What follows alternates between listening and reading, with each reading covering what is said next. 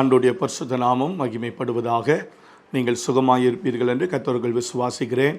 நல்ல வார்த்தை என்கிறதான இந்த ஒளி தொகுப்பு உங்களுக்கு நிச்சயம் ஆசீர்வாதமாக இருக்கும்.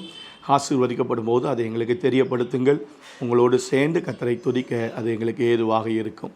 இன்றைய நாளிலும் தேவன் நமக்கு தருகிற கர்த்தருடைய வார்த்தை யாத்ராகமத்தின் புஸ்தகம் 3வது அதிகாரம் 7வது வசனத்தை நான் உங்களுக்காக வாசிக்கிறேன். அப்பொழுது கர்த்தர், எகிப்தில் இருக்கிற என் ஜனத்தின் உபத்திரவத்தை நான் பார்த்து அவர்கள் படுகிற வேதனைகளையும் அறிந்திருக்கிறேன். கர்த்தருக்கு ஸ்தோத்திரம் உண்டாவதாக. எகிப்தில் இருக்கிற என் ஜனங்கள் படுகிற உபத்திரவத்தை மற்றவர்களைப் போல கண்டுகொள்ளாமல் போகிறவர் அல்ல, நான் பார்த்து என்று ஆண்டவர் சொல்லுகிறார். இன்றைக்கும் உங்கள் வேதனைகளை, உங்கள் கண்ணீர்களை, உங்கள் இருதயத்தின் வியாகுலங்களை, நீங்கள் படுகிறதான ஒவ்வொரு கஷ்டங்களையும் ஆண்டவர் பார்க்கிறார். அதற்கு ஒரு சோர்ஸை உண்டு பண்ணுவார். தப்பிக்கும் போக்கை உண்டு பண்ணுவார்.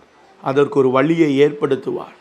கர்த்தர் ஒரு காரியத்தை பார்த்துட்டார்னா அந்த விஷயத்தில் ஆண்டவர் ஒரு தீர்வை கொடுக்காம ஆண்டவர் இருக்கவே மாட்டார். கர்த்தருக்கு ஸ்தோத்திரம் உண்டாவதாக. தம்முடைய ஜனங்கள் யோசேப்பு எகிப்தில் இருக்கும் பொழுது அங்கே போனார்கள். அப்பொழுது எகிப்தில் இருக்கிறார்கள். ஆனால் யோசேப்பை அறியாத ஒரு பார்வோன் அந்த தேசத்தில் வந்த பொழுது அவன் ஜனங்களை அதிகமாய் உபத்திரவப்படுத்தினான். அதிகமாய் ஜனங்களை நெருக்கினான், ஒடுக்கினான். அவர்கள் முறையிடும் சத்தம் தேவ சந்நிதியில் எட்டினது என்று முந்தின அதிகாரத்தில் நம்ம வாசிக்கிறோம். இந்த சூழ்நிலையில் ஆண்டவர் சொல்லுகிறார், நான் பார்த்து. கர்த்தருக்கு ஸ்தோத்திரம் உண்டாவதாக. யாரும் நம்முடைய சூழ்நிலைகளை பார்த்து கண்டுகொள்ளாமல் போனாலும் தேவன் அப்படி போகிற ஆண்டவர் அல்ல. கர்த்தருக்கு ஸ்தோத்திரம் உண்டாவதாக. ஒருவன் குச்சுயிராய் கிடக்கிறான். வழியில் வந்தவர்கள் பார்த்து சென்றார்கள். ஆனால் நல்ல சமாரியன் ஒருவன் அந்த இடத்தில் வரும்பொழுது அவனை கண்டு அவனை தூக்கி அவன் காயங்களை கட்டி சப்தரத்தான் இடத்தில் ஒப்பு கொடுத்து 2 காசையும் கொடுத்து, நான் வரும் வரைக்கும் இவனை பார்த்துக்கொள் என்று அவன் காயங்களை கட்டினான். கர்த்தருக்கு ஸ்தோத்திரம் உண்டாவதாக. 2 பேர்கள் பார்த்து விலகி போனார்கள். அது நம்முடைய குடும்பமாக இருக்கலாம், நண்பர்களாக இருக்கலாம், உலகமாக இருக்கலாம். ஆனால் நல்ல சமாரியன் ஒருவர் நிச்சயம் நம்மிடத்தில் வருவார். என் வேதனைகளை, உணர்வுகளை அவர் அறியும்போது, அறிந்திருக்கிற தேவனாய் இருக்கும் பொழுது என்னை விடுவிக்க அவரே வருகிறார்.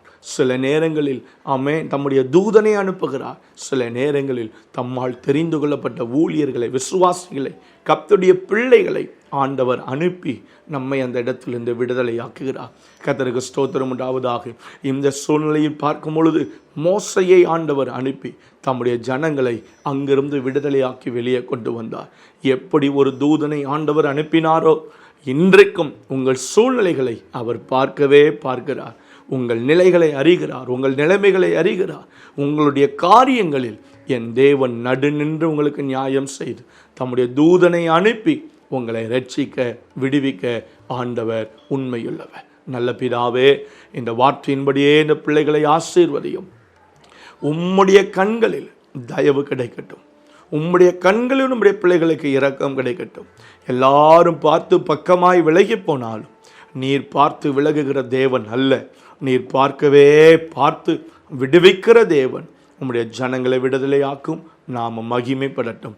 இயேசுவின் அற்புதமான நாமத்தில் பிதாவே, ஆமேன். Have a good day. கர்த்தர் உங்களை ஆசீர்வதிப்பாராக. ஆமேன்.